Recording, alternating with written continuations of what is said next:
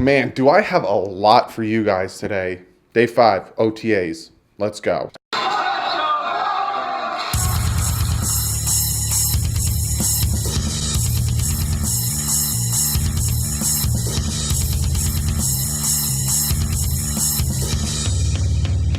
What's up, Fin fans? So today, like I just said in the little stupid intro, day 5 of the OTAs.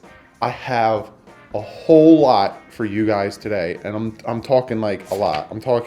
I got press conference. I got Flores press conference, right? And I got 4 pages. 4 pages of what happened at OTAs today, because you guys know it's open to the media, which means I can tell you guys play by play what happened.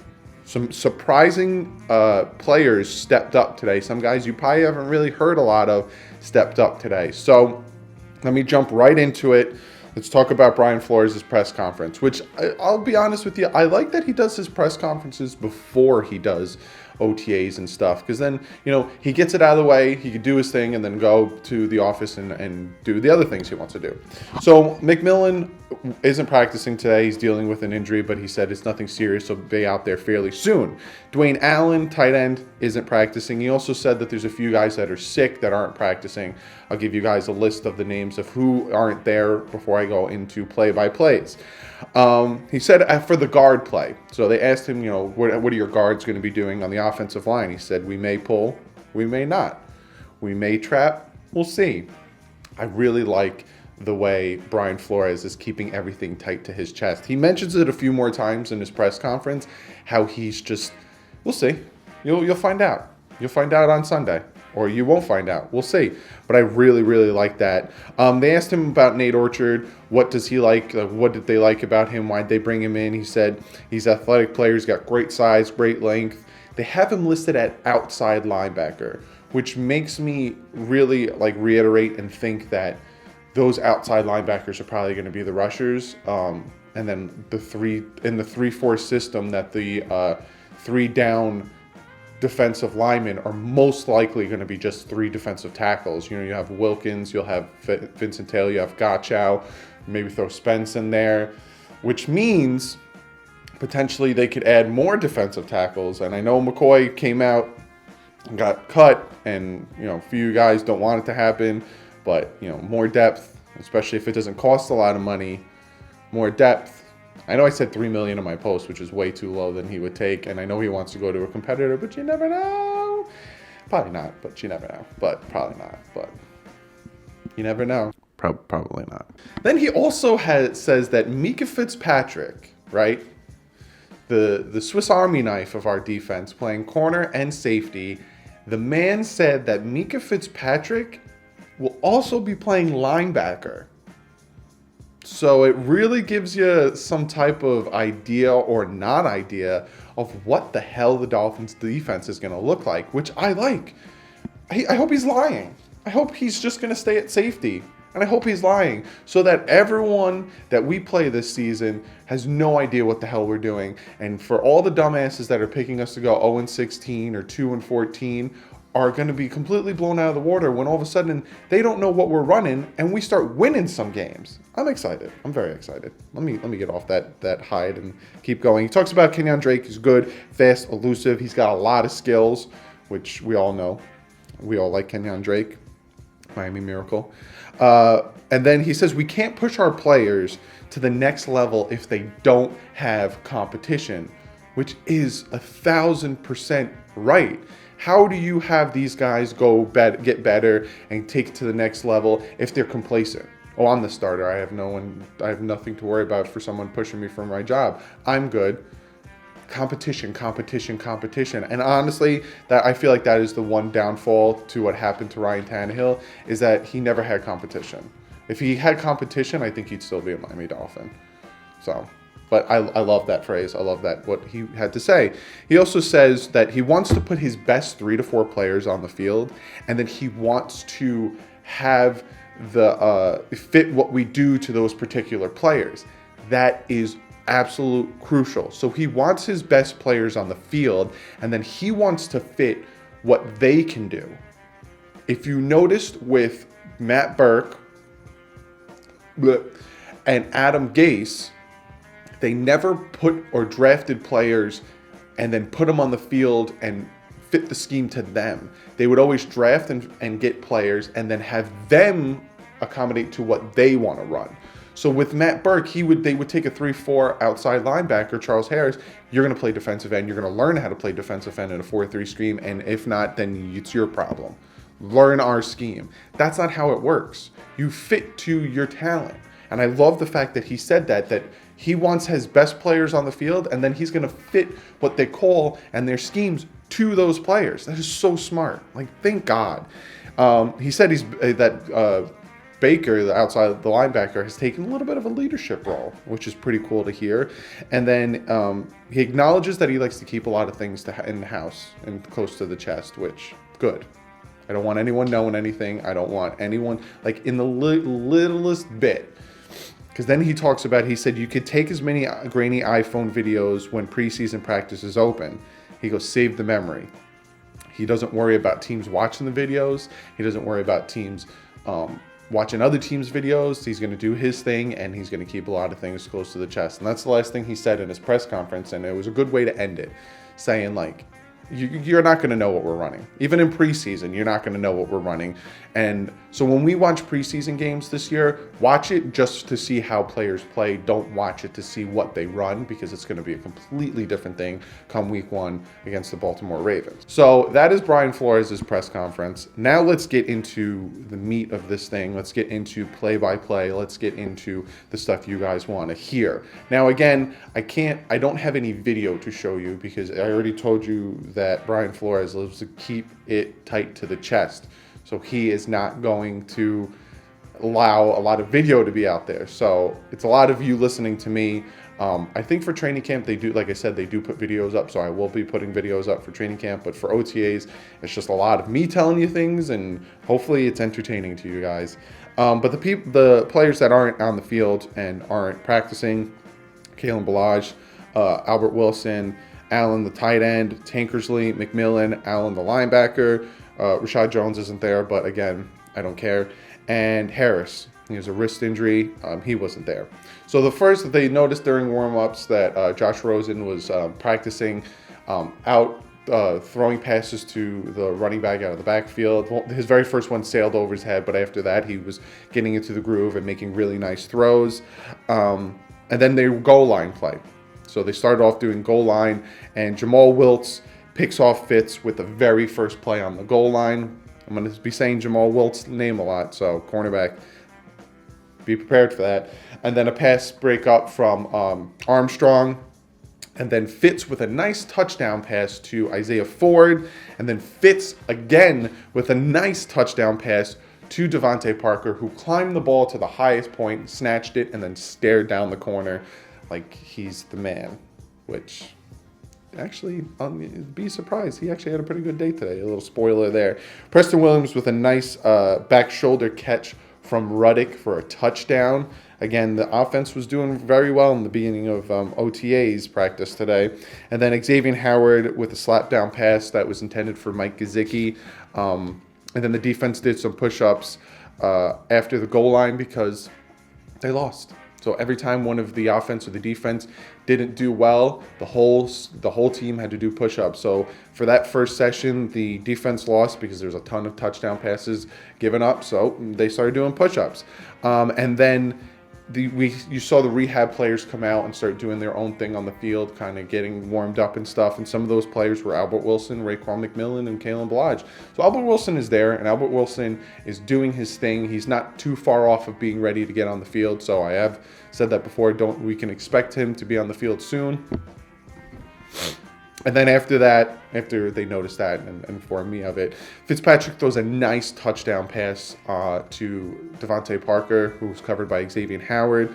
Parker is having a nice day. Walt Aikens with a nice deflection pass on Smythe. So defense is trying to come back into this.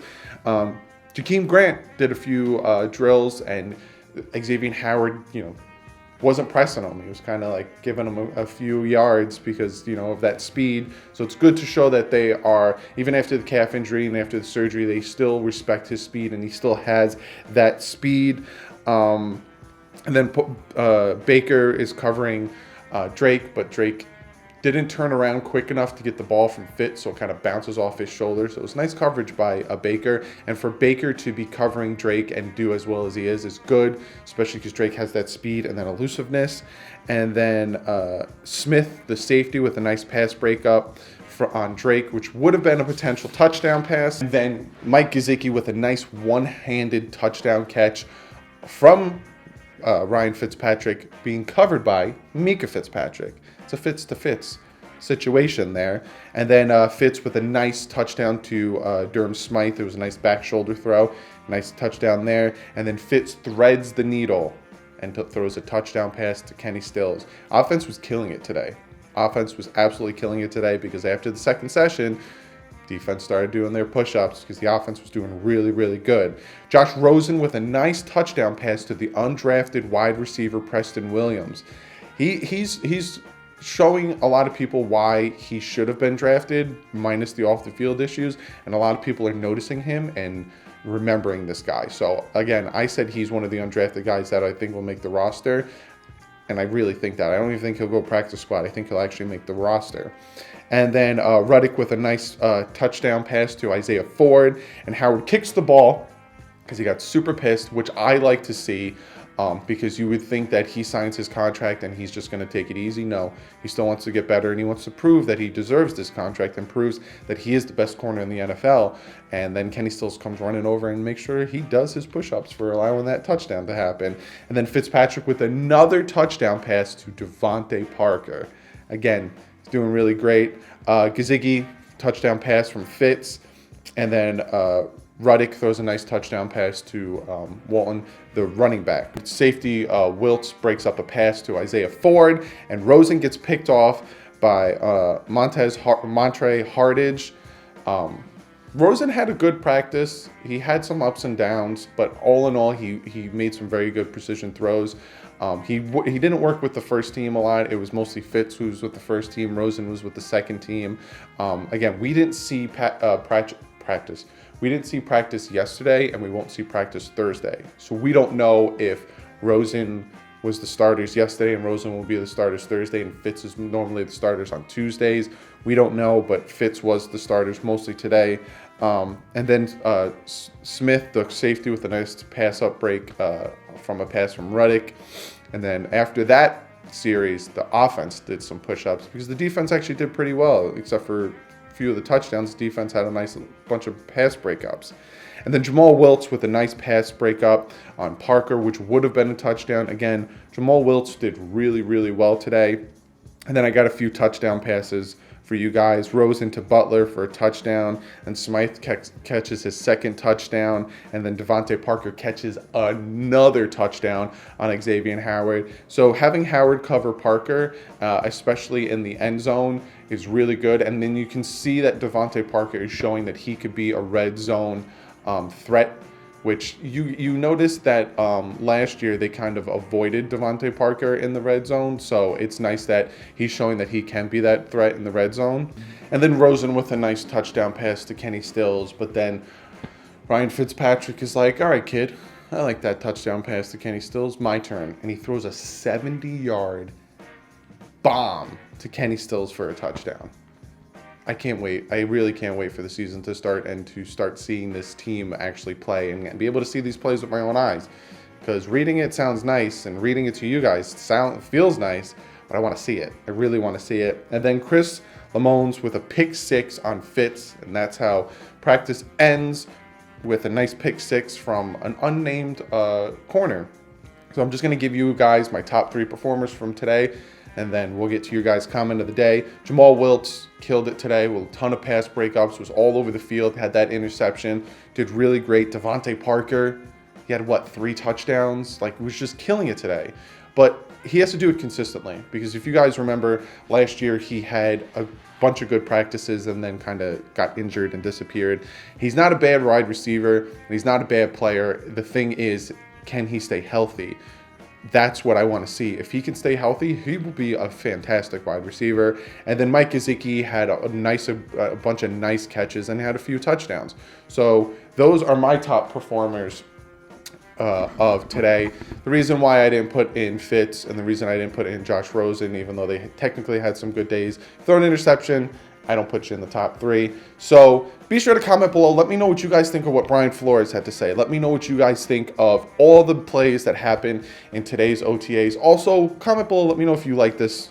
I know a lot of you guys last year, when you're subscribed here, liked it because it's something new and I can tell you guys what's going on. I know it's boring because I'm just sitting here reading it to you. But again, once I get video and once they release video of certain plays, which they do during training camp, I will show it so you guys can see what I'm talking about. I don't even see what they're talking about. I read it. But comment below, let me know what you guys think, and let me get to your guys' comment of the day. And this one comes from Aaron Johnson, and he says to me, what do you think about our special teams now that we don't have Darren Rizzi anymore? Are we going to be as good as the past years? Because our special teams has always been a strong suit. That is a fantastic question because literally the best part of our team last year was special teams. We had a ton of kick returns even the year before that and the year before that. Darren Rizzi has always been the mainstay and always made our defense really, really good, our special teams really, really good. And the fact that he's gone, we don't know what the special teams is going to be, especially because we bring in a guy now who isn't that great and hasn't had that pedigree of having a stout special teams. So I don't know. I'm a wait and see guy. I'm doing it with the entire team when it comes to quarterback position, when it comes to the offense, the defense, now special teams. I'm going to wait and see because right now they're practicing without pads on. So a lot of would-be sacks or interceptions, and they're not running the ball. It's more passing. So I don't know what this team is going to look like right now because we don't know. So wait and see training camp and preseason, and then we'll go from there. But I like what I'm hearing from passes and touchdowns and everyone, the defense playing good and then the offense plays good. I like what I'm hearing. But be sure to follow me on Twitter. I retweet a ton of things, especially things, breaking news and stuff like Danny Shelton signing with the Patriots, back with the Patriots, which I think he honestly waited out for the Patriots to bring him back. I think that happens a lot where the Patriots let someone go and they're like, we'll sign you back, and they just wait on it happening.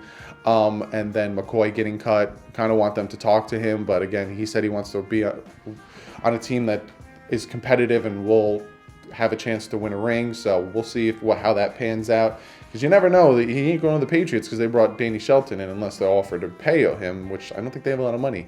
But be sure to follow me on Twitter. Also, be sure to go check out the Bit Boys. We put out videos 3 to 4 times a week. I'm going to start doing Madden. Madden will come out Sunday. I'm going to do another Madden video. That will come out Sunday. So if you guys like that, be sure to go over, check out the Bit Boys. If you like what you see, hit that subscribe button. Give this video a thumbs up. We're almost done with our second week of OTAs. We got one more week of OTAs. Then we got mini camp. Then we got training camp. And then we got the preseason. Football. Give this video a thumbs up. Also, it lets me know that you like these type of videos. Also lets me know that you like this stuff. I'm going to be doing my 5K thank you video, and then I'll be telling you guys what is part of the giveaway, when I'm doing the giveaway, all that stuff real soon. I'm thinking Friday, maybe it'll come out, and then, or maybe Thursday, and then I'll go live Friday. I don't know. I haven't decided yet, but be sure to subscribe if you're not subscribed already. I will see you guys Thursday with the next OTA video. This one's going to be closed off to the media, so it's mostly going to be news and notes, and then I think I'll incorporate my 5K video into the day 6 of OTAs. But other than that, I'll see you guys Thursday. But like usual, stay classy and fins up.